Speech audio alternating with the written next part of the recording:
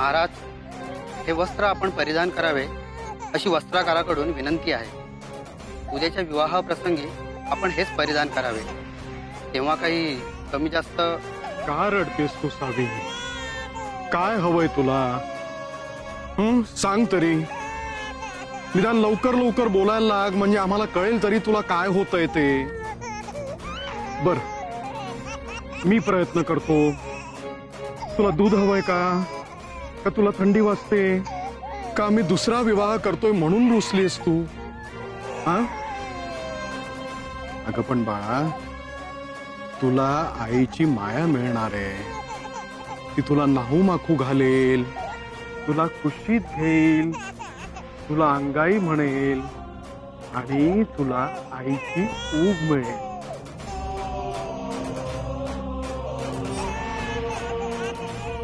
काळजी करू नका महाराज.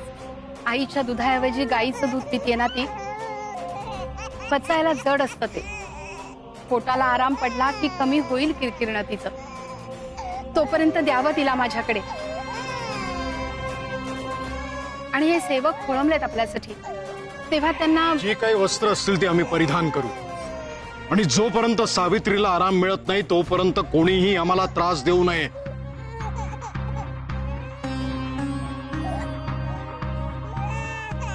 काय झालं सावित्री? का रडतेस तू एवढी? हा, शांत हो ना बाळा.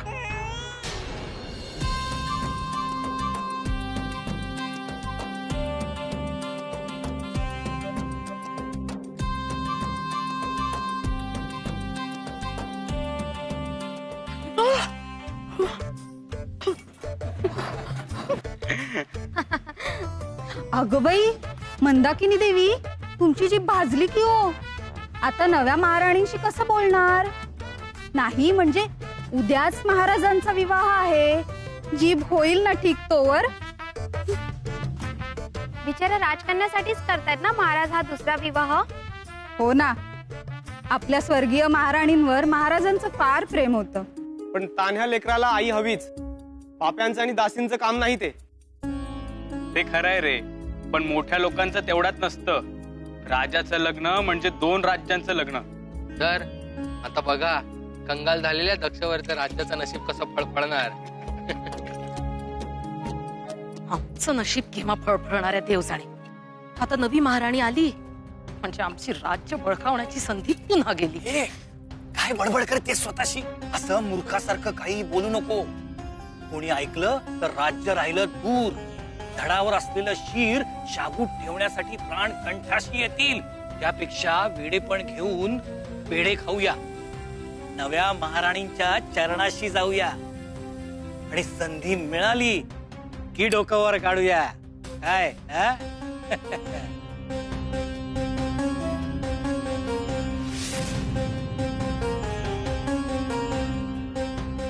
दक्षवर्ताची दक्षसेना आणि त्यांचा लवाजमा राजवाड्याच्या द्वारापाशी येत आहे. हो, सगळ्यांनी तयार व्हा. चला. विश्वंभट, वेळेची पक्की आहेत ना मंडळी? दक्षसेनेचं रूप आणि तिची मोहिनी विद्या प्रत्यक्षात पाहिजे आम्हाला.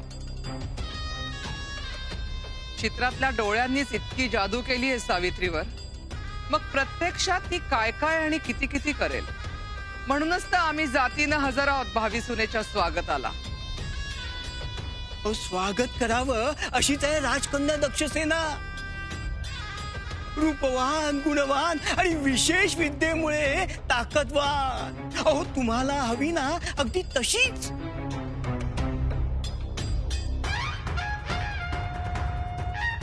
आली आली, राजकन्याची पालखी आली.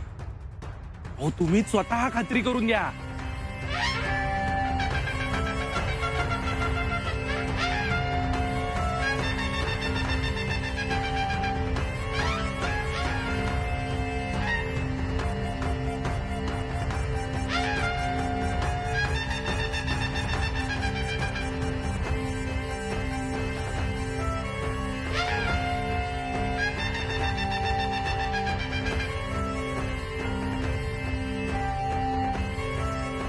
हे काय?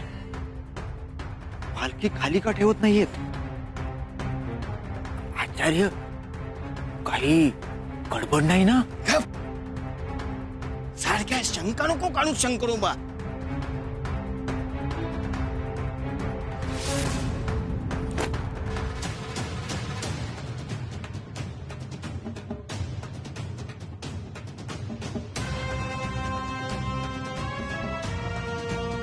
हा कोण आणि राजकन्या कुठे आहेत?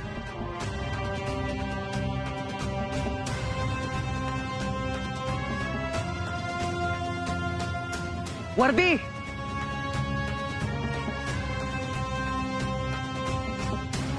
हो हो हो, दक्षवर्त राज्याचे युवराज दुजेंद्र राजांचे पुत्र, महापराक्रमी, महाशक्तिवान, महागुणवान, महाकीर्तिवान, ज्यांच्या हातामध्ये 10 हत्तींचे बळ आहे, ज्यांच्या शक्तीने दगडांचाही भुगा होतो, असे महापराक्रमी युवराज दक्षबाहू यांचा विजय असो, विजय असो.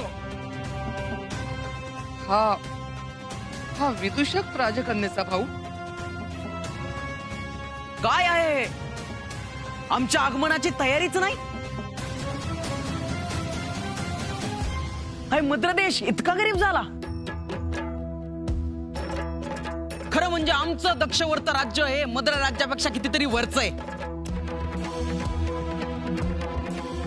तरी मनाचा मोठेपणा दाखवून आम्ही इथे नवीन नातं प्रस्थापित करायला आलो, पण इथे कोणाला त्याची किंमतच दिसत नाही. यापेक्षा परत गेलेलं बरं. नाही नाही थांबा युवराज, नाही नाही युवराज थांबा. युवराज, तुमच्या स्वागताची जय्यत तयारी झालेली आहे. हा, उंची सुवासिक पेय, फळ फळावळ, दुर्मिळ पक्वान्न आपलीच वाट पाहत आहेत. मौल्यवान नजराने सुद्धा आपली वाट बघताय. त्यात काय नवल, हे सारं तुम्ही करायलाच हवं.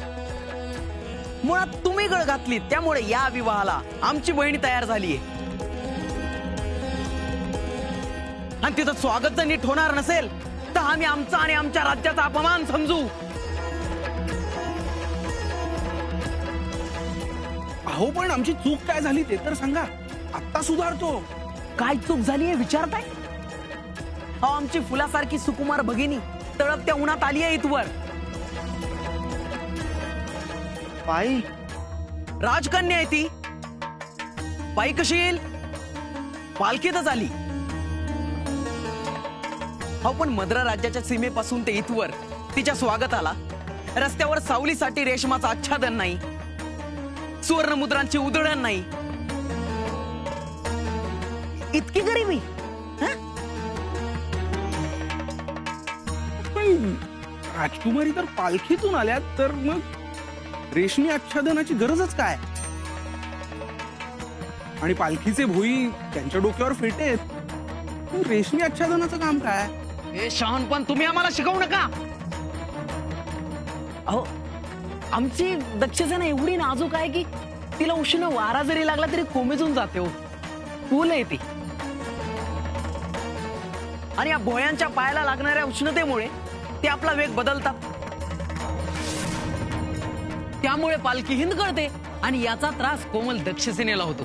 तेव्हा रेशमाचा आच्छाद यापुढे होईल. यापुढे नव्या महाराणी जिथून जिथून जातील ते सगळे रस्ते सुवर्ण मुद्रांच्या पावसाने नाहतील. पण त्याआधी तुमची आणि तुमच्या बहिणीची आमच्याशी ओळख तर होऊ दे.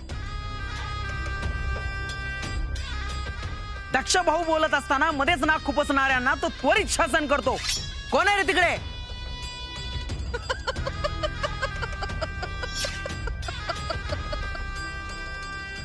युवराज, त्या राजमाता आहेत, मद्र देशाच्या राजमाता.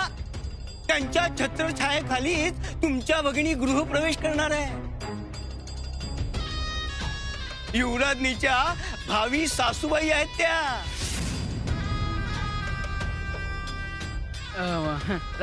देवी माता, राजमाता, प्रणाम.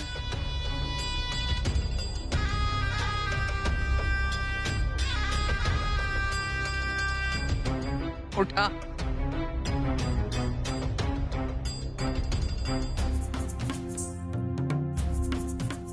येऊ दे राजकन्याची पालखी.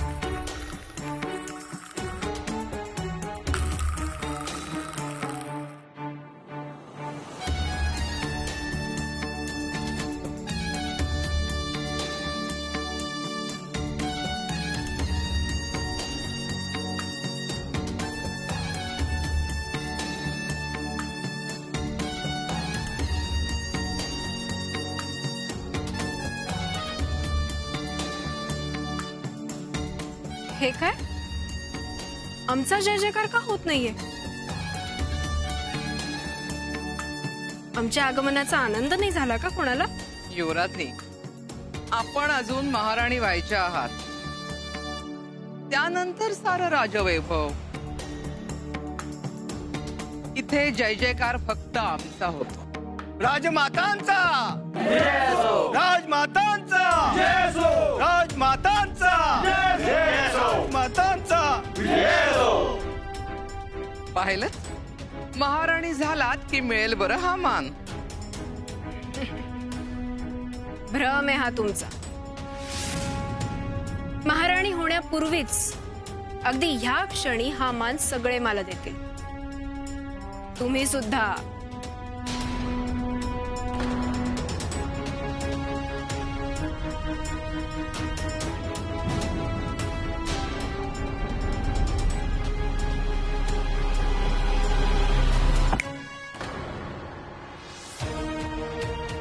करा माझा जय जयकार आपल्या मुखाने. करा. युवराजनी दक्ष सेनेचा विजय असो. विजय असो. विजय असो. युवराजनी दक्ष सेनेचा विजय असो. विजय असो. विजय असो. युवराजनी दक्ष सेनेचा विजय असो. विजय असो.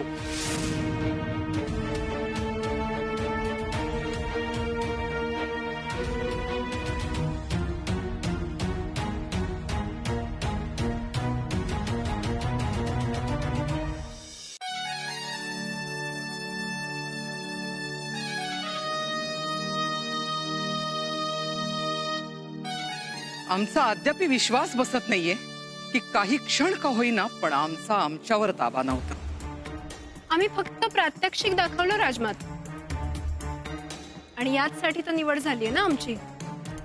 चतुर आहात. या विशेष कौशल्यासाठीच झाली आहे तुमची निवड. मात्र आम्ही स्पष्ट सांगतो, तुमच्या या विद्येचा उपयोग तुम्ही जर आमच्यावर कुरघोडी करण्यासाठी केलात तर ते वाईट प्रकारे तुमच्या अंगलट येईल एवढं ध्यानी ठेवा. महाराजांना पत्नी वियोगातून बाहेर काढून तेजस्वी, शूर, उत्तम स्वास्थ्य असलेला पुत्ररत्न देण्याची मुख्य जबाबदारी तुमच्यावर असेल. आणि सरळच आहे, तुमचा पुत्र हा या राज्याचा वारस आणि नवा राजा असेल. मात्र हे सर्वंकुश अधिकार प्राप्त करण्यासाठी त्या अपशकुनी राजकन्येला दूर करावं लागेल तुम्हाला. महाराजांना अंकित करणं आमच्यासाठी किती सोपं आहे याचा अंदाज तर आलाच असेल तुम्हाला. राहिला प्रश्न त्या राजकन्येचा, तो तर दूर करावाच लागेल.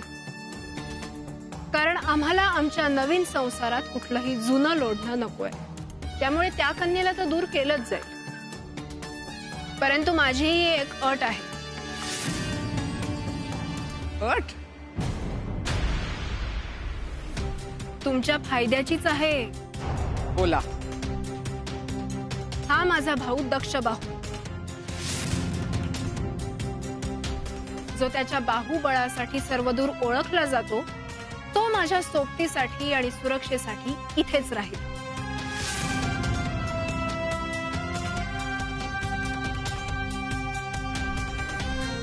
दगडाचाही लीलया भुगा करणाऱ्या माझ्या भावाची आपल्या राज्याला मदतच होईल राजमाता. आहे मान्य?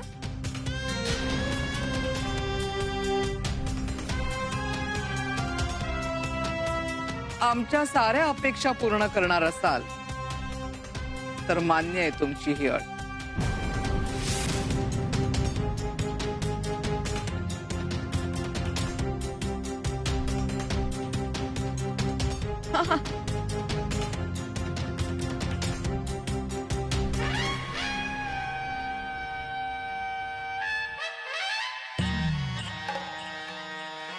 आम्हाला संमोहित करण्यापेक्षा महाराजांना संमोहित करा आणि त्या कन्येचा तुमच्या लग्नाआधीच कायमचा बंदोबस्त करून दाखवा. तरच आम्ही तुमची शक्ती मान्य करू. नाहीतर हा विवाह व्हावा का असा प्रश्न पडेल आम्हाला.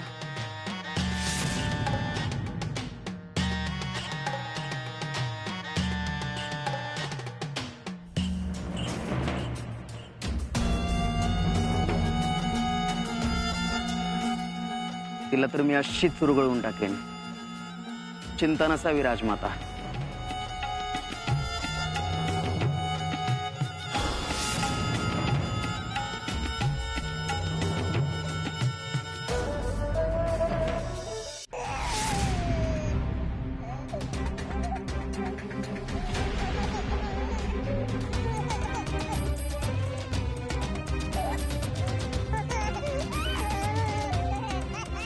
मद्र राज्याच्या होणाऱ्या महाराणी दक्षसेना आणि त्यांचे बंधू दक्षवर्त राज्याचे राजपुत्र दक्षबाहू यांचं स्वागत महाराज स्वतः प्रवेशद्वारावर येऊन करतील असं अपेक्षित होतं. परंतु यांना आपल्या कन्येसमोर सगळ्या राजशिष्टाचारांचा विसर पडलेला दिसतोय. याला खोडसाळपणा म्हणावा की दुर्लक्ष? क्षमा करा दक्षबाहू. सावित्री आमच्यासाठी सर्वस्व आहे आणि आपल्याला कल्पना असेलच की आम्ही हा विवाह मुख्यतः सावित्रीसाठीच करतो. हो हो, त्यासाठी कन्यास अधिक प्रिय असते. कशाला? प्रत्येक भावासाठी त्याची बहीण ही कन्येसमानच असते. जशी आम्हाला दक्षसेना माझी बहीण म्हणजे माझ्या काळजाचा तुकडा मी तुमच्या हाती सुपूर्द करणार आहे. आम्ही तुमच्या भावना समजू शकतो, पण आपण निश्चिंत राहा.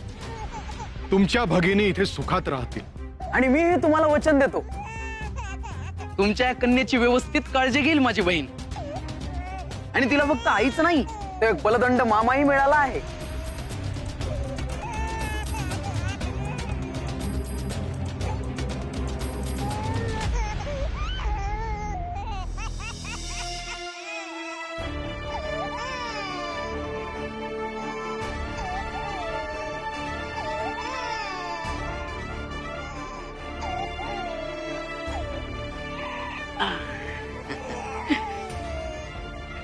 आले आले.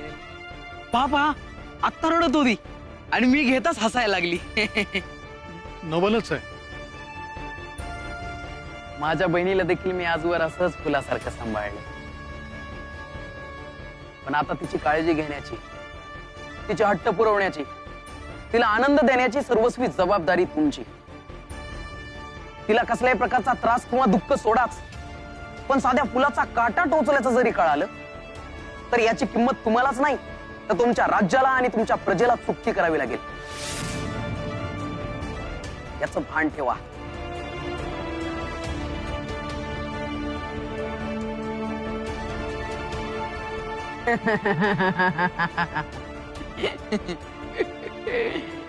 क्षमा असावी.